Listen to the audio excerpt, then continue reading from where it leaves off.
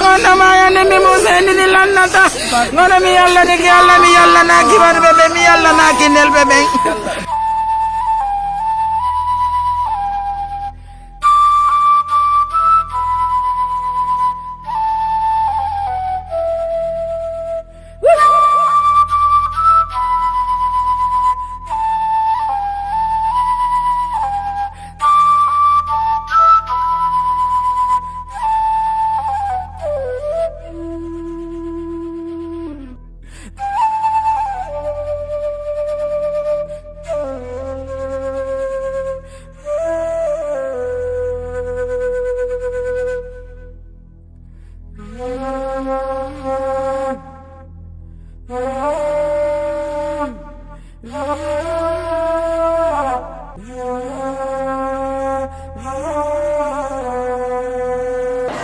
Jeunes, pour la plupart, qui ont moins de 20 ans. Et lorsqu'on sait que ces jeunes n'ont jamais eu droit à la justice, même pas à la compassion du gouvernement. Mais c'est grave, c'est plus que ce qui s'est passé au stade du 28 septembre. Il y a eu 157 morts en 2009 au stade. Aujourd'hui, nous sommes à près de 200 morts, des jeunes dont l'État devait assurer la sécurité. Ils ont été arrachés à l'affection de leur famille, dans des circonstances que vous connaissez tous. Alpha Condé, qui est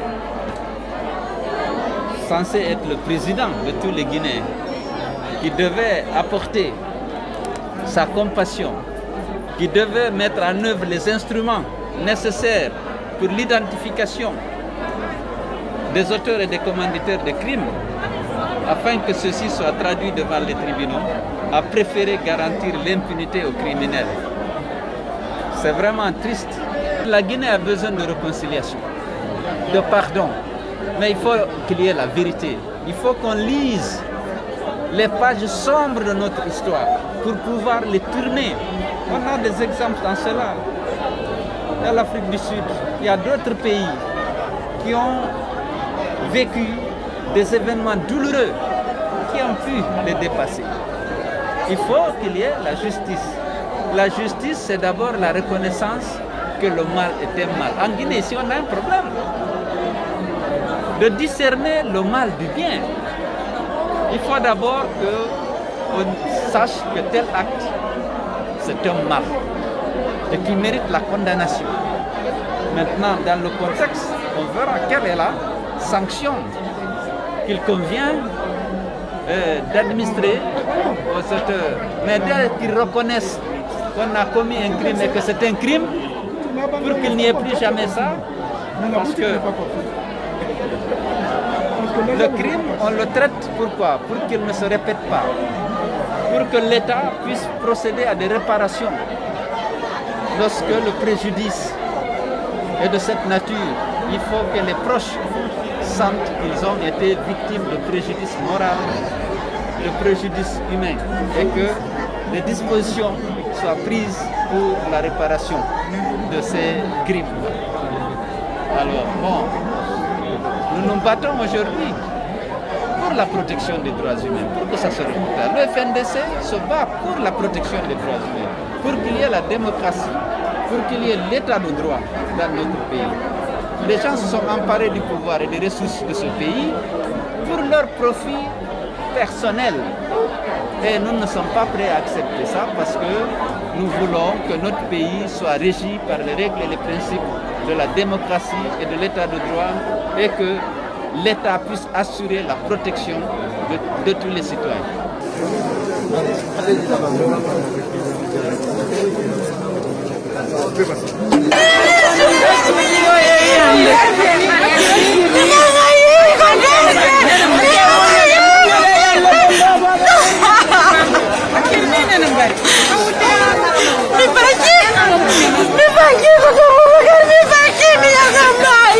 Mesdames et messieurs, les membres du comité de pilotage, de la coordination et sympathisants du FNDC, mesdames et messieurs, à vos statuts respectifs, encore une fois, nous sommes aujourd'hui le cœur serré dans un état d'esprit de pure révolte pour venir exprimer nos compassions, pour exprimer nos condoléances, pour soutenir les familles endeuillées et pour fustiger, dénoncer, rejeter la barbarie qui sévit dans notre pays. Aujourd'hui, encore, voilà que nous sommes affaire à des martyrs de la liberté, des martyrs de la démocratie, des personnes jeunes arrachées à l'affection de leur famille et de leurs proches, juste parce que pour les uns, ils exprimaient leur droit naturel à participer à la vie de la société, et pour les autres, on dirait une mort purement gratuite. Lorsqu'on compte des martyrs de 12 ans, de 15 ans, des adolescents qui sont souvent fauchés par des balles de la trahison pendant qu'ils sont à côté et sous les yeux de leurs parents, sans avoir participé à aucune manifestation. Cela est révoltant et cela est indigne de la part de tout pouvoir qui s'en rend responsable. Mais aujourd'hui, ce n'est pas le moment de pleurer, parce que ces jeunes qui sont arrachés à notre affection, qui sont arrachés à l'affection de notre peuple, sont des martyrs du peuple. La manière dont ils sont partis est aussi un motif de fierté. Parce qu'il faut mourir au moins. Si on ne peut éviter la mort, il faut mourir pour un idéal et un idéal noble. Ces martyrs sont ceux de la liberté. Leurs vies ont été sacrifiées pour que nous survivions dans la dignité, dans le respect de l'être humain, dans l'égalité, dans la cohésion et dans la prospérité. Nous voudrions leur rendre hommage et prier pour le repos de leur âme. Ces jeunes sont notre motif de fierté. Ces adolescents doivent être nos modèles. Mais surtout, comprendre que ce que nous vivons aujourd'hui doit nous encourager à davantage de lutte, à davantage de détermination, jusqu'à ce que M. Alpha Condé comprenne que ce pays n'est pas une propriété privée, ni de lui-même, ni d'un clan, fût-il proche de lui. La responsabilité de remettre notre pays au peuple est désormais le contrat qui nous lie à ces martyrs. Et nous devons tenir bon pour que leur âme repose en paix, bon pour qu'ils ne soient pas morts pour rien, bon pour honorer et rendre justice demain. Parce qu'il faut que justice soit rendue à toutes ces familles et à tous ces martyrs. Encore une fois, nos condoléances, parce que ces corps, en finalité, appartiennent à des familles. Et que ces familles sachent que nous ne lâcherons jamais la raison pour laquelle ces enfants ont été lâchement abattus. Je vous remercie. Et ça fait 3 mois de cela jusqu'à nos jours. Et c'est aujourd'hui que nous venons ici pour récupérer les corps. Et en plus de cela, on nous dit encore qu'il n'y a pas de cercueil pour les autres qui restent dedans. Et ceci, franchement, c'est triste toujours parce qu'on est là, on attend, parce qu'on ne quittera pas ici sans récupérer nos cadavres. Nous sommes là ce matin, c'est pour venir assister à l'inhumation, à l'enterrement des 8 jeunes qui ont été froidement assassinés par nos forces de l'ordre sous la complicité du gouvernement actuel depuis le mois de janvier et février.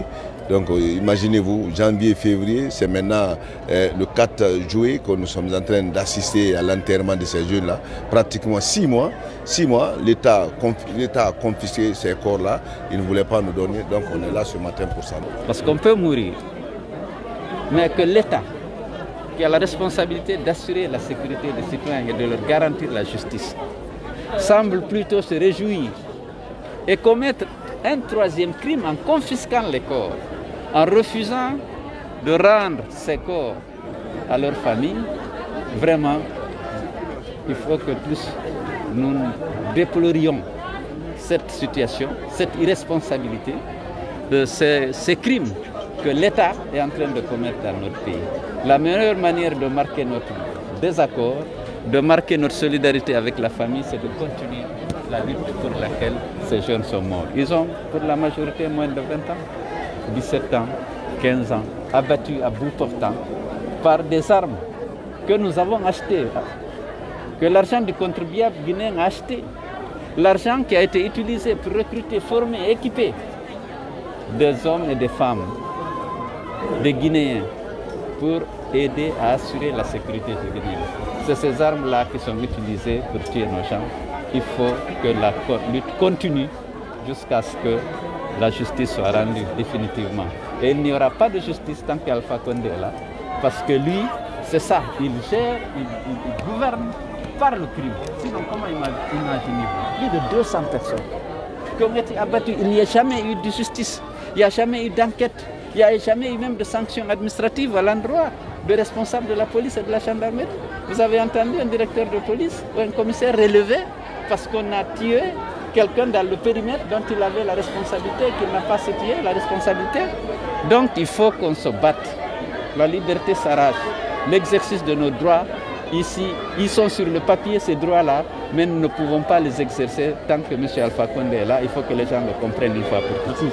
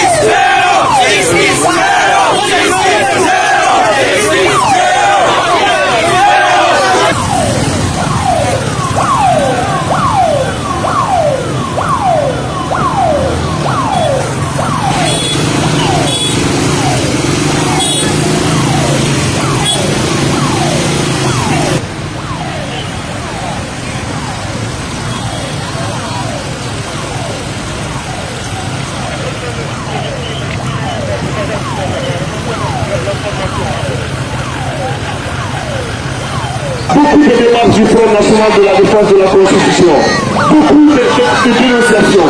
Ils ont parlé.